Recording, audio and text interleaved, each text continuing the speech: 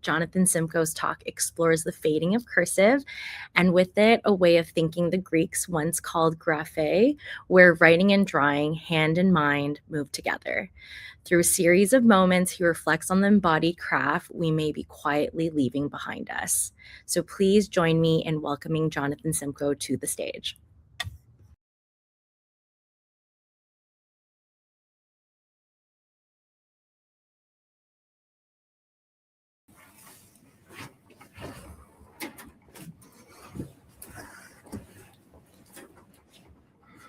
Hi, today I want to talk about cursive writing, what it is, what we've lost, and what we might recover. And then the bigger question, what does it have to do with me? This is the frame, how I came to spend a year, yes, an entire year, writing in cursive. So in late 2024, I picked up this book by Roland Allen called The Notebook, A History of Thinking on Paper. And it really opened up something for me. This idea of paper as a medium, not just for words, but for scaling everything from the scale of civilization to the scale of a single thought trying to take shape. And then transition into 2025. This past year, I've spent a year trying to write, when I write notes, almost exclusively in cursive. So something reading Allen resonated deeply within me as I wrote cursive. And it's the idea of returning to something that I had disregarded as a child. I learned how to write cursive in public school, but had largely ignored it into my adult life. And then I spent my adult life exploring with, hand printing and writing in all caps, which was its own kind of psychosis.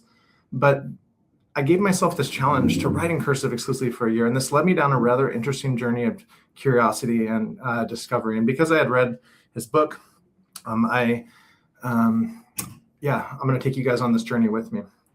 So first off, if you're actually taking notes by hand today, hats off to you. I doubt many of you are, but the Palmer method is one of my favorite ways to write cursive, especially for the capital F's, T's, and Q. If you want to try exploring yourself, screenshot it and try it.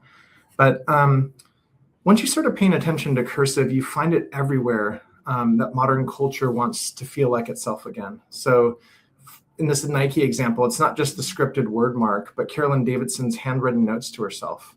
Massimo, if you know, it's one of my favorite defunct brands from the 1990s, but I was like, I'm dripped out in Massimo 24/7. Ace Hotel's example of their Finer Sounds concept studio in Brooklyn is a beautiful example of cursive and branding. And then classic Wes Anderson Mont Blanc campaign from 2025. The people selling you a fountain pen in 2025 are selling you a feeling and emotion. So cursive carries weight in our visual culture and also in our efforts to think different,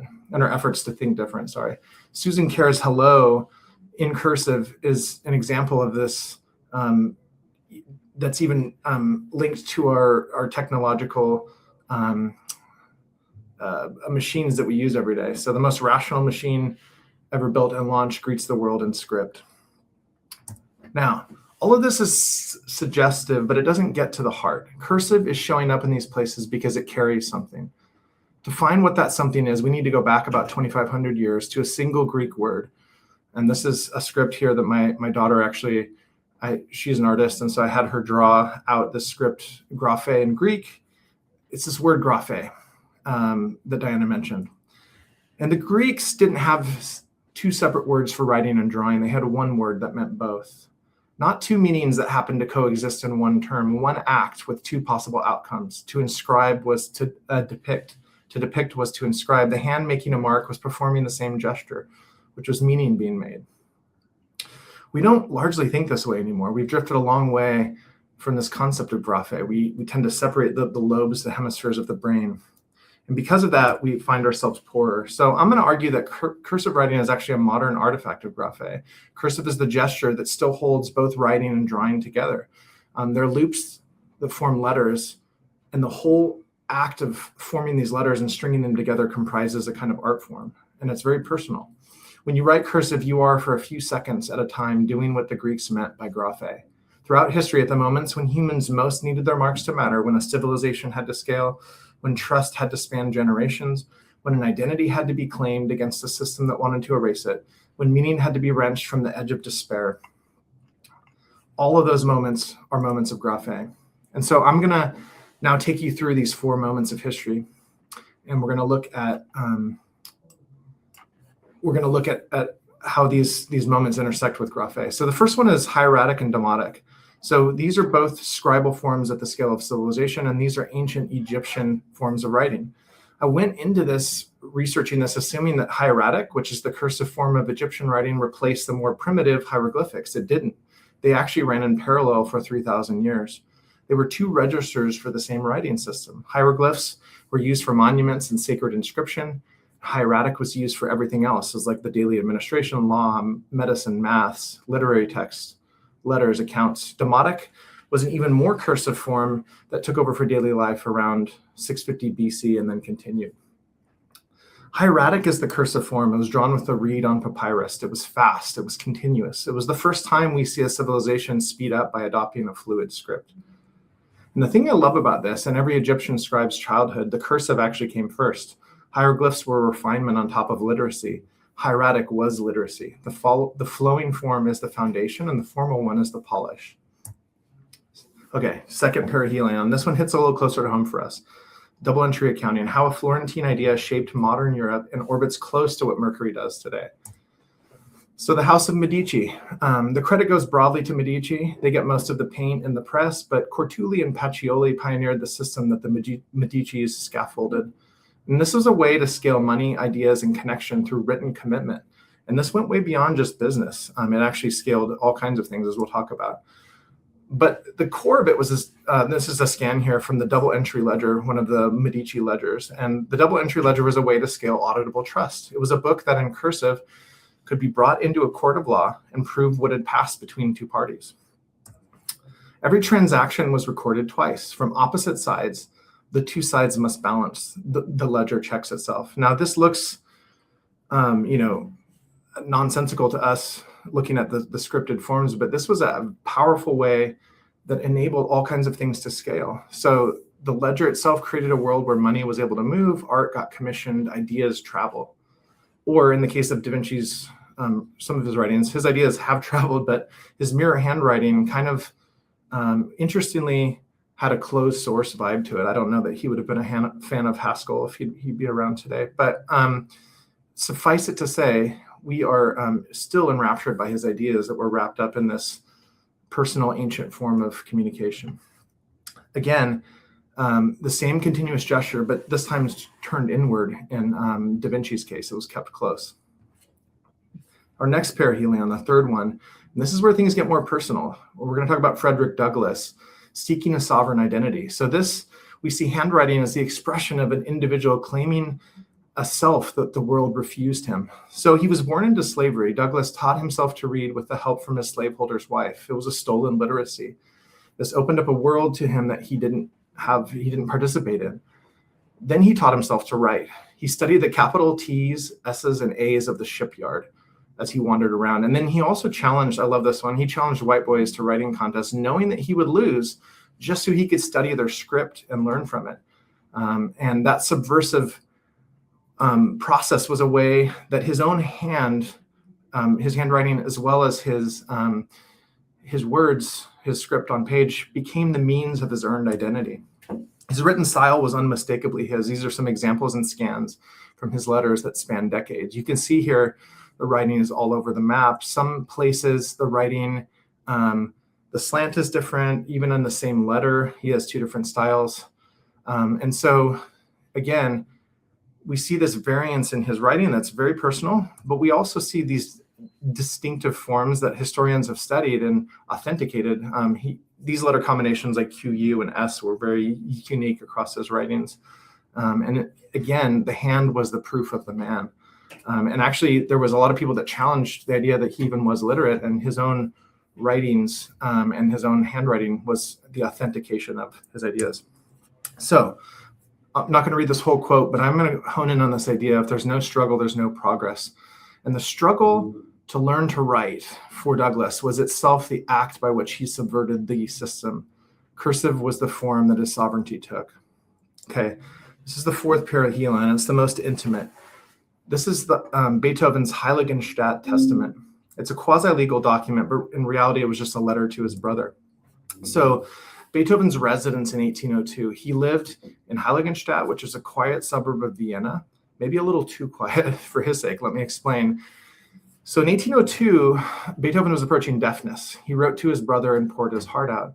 He spoke of the anguish he could of losing this pastoral world, hearing the shepherd's pipe and these other sounds that he absolutely loved and adored. And he associated the sounds with being alive. And so the fact that he was becoming deaf and then in this quiet space, he had almost too much space to ruminate. And the quiet became deafening. He admitted he had thoughts of ending his life. And then somewhere in the writing of it, he turned to God, to the divine. He encountered something inside himself that he could not abandon. He understood that he had been created by God for more. And I'm going to read this quotation here. It's really powerful. This is from his testament. It seemed impossible to leave the world until I had produced all that I felt called upon me to produce. That line haunts me, and it's haunted me for years as I've gone through my own struggles with ups and downs in life. Until I had produced all that I felt called upon me to produce. Now, the story's not over there, because after the Heiligenstadt Testament, Beethoven's music dramatically changed. His Eroica, which you can see here in the cursive writing, the Sinfonia Grande was the first name that he called it as he wrote on the page, but it was a longer, more dramatic, structurally daring, and emotionally expansive work. It ushered in the Romantic era of music, a move away from the classical Haydn and Mozart styling. And then after his Eroica, there's his Fifth Symphony and his Ninth Symphony. Some of his most iconic work happened after this letter, much of it comprised while he was nearly or completely deaf. The hand kept going where the ear could not any longer. So for the coda, for our ending, where does this leave us? I picked cursive in part because it was a mystery to me, and I'm not good at it yet. I'm getting better and faster. The practices revealed things that I didn't expect. One thing was just the glitches in my own body. So certain letter combinations sent my eye drifting up into the left. It was like my brain couldn't, and my hand couldn't make that connection fast enough. Thoughts were moving faster than the pen could follow. The flow and the failure of both was just fascinating to me. And also, it turns out that there's research underneath this. So print, cursive, and typing produced 3 different cognitive signatures. Not a ton of research has been done on cursive specifically, but Virginia Berninger's team from University of Washington measured idea generation and composition tasks, found that cursive often pulled ahead of handwriting and typing. So something about the continuous motion of connected script, the pen sustaining a single gesture through a whole word, loosens the flow of ideas in a way that stop and start of print doesn't. The brain on cursive is doing something it doesn't do otherwise. Which brings us back to the word graphe, perihelion. Perihelion means the things that we are trying to leave behind have a way of finding us again. So if you think about the furthest point that a planet is from its orbit, it's also just about to be on its way back again toward that gravitational pull of the thing that is orbiting. The Egyptians needed administration. They returned to graphe. Florence needed trust. They returned to graphe. Douglas needed a self that the world had denied him, and he returned to graphe. And Beethoven, losing the audible world, returned to graphe to keep his life and his work. The script meets its hand, the ledger meets its balance, the slave meets his freedom, and the soul meets its destiny. The gesture of the hand making meaning is what we lose when we type and what we recover when we write script. I'm not telling anyone to throw away their keyboards. I have too many to even speak of today, but I am asking, what if the practice is still available? What if this practice of writing in script does something necessary in and through us? What if the orbit is still bringing us back? And I want to end with a quotation from David Whyte, one of my favorite poets. He has thought as carefully as anyone about the things that wait for us at the edge of who we are. Just beyond yourself, it's where you need to be. Half a step into self-forgetting, and the rest restored by what you'll meet. Thank you.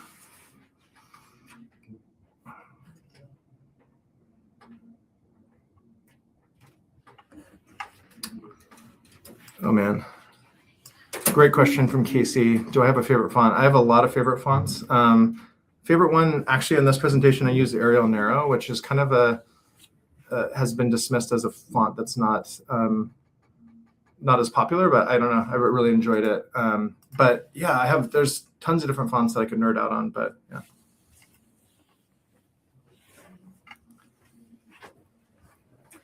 How do we carry, I love Matt's question here. How do we carry forward the artistry and process of cursive into digital spaces in the future?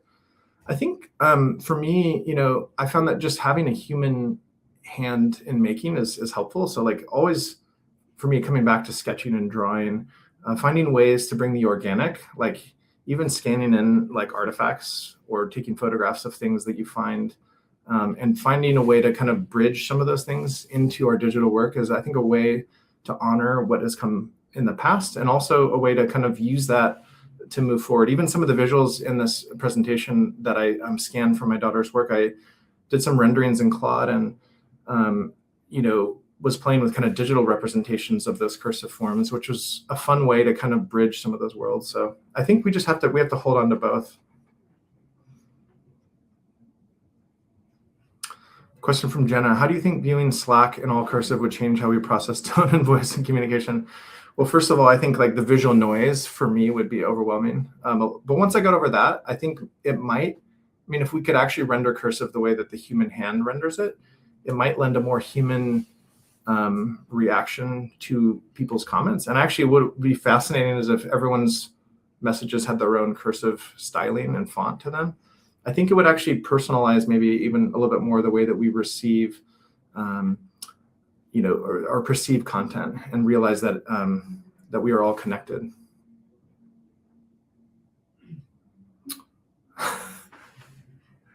Matt says, cursive takes too long to write. In fact, writing by hand feels so painstaking. What is your perspective on slowing down to write and the benefits that come from it? That's a great question, Matt. And actually, when I was actually looking up why, it's kind of controversial, this question of why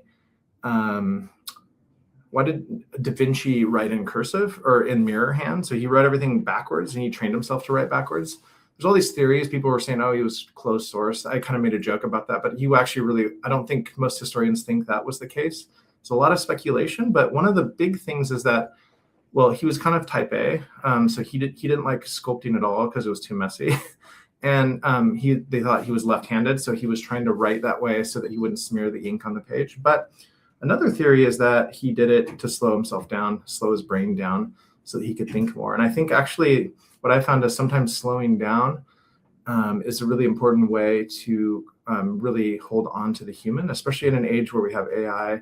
We can process information with voice and typing so fast. And sometimes slowing down is actually the way that we retain our humanness as we're building in these myriad worlds.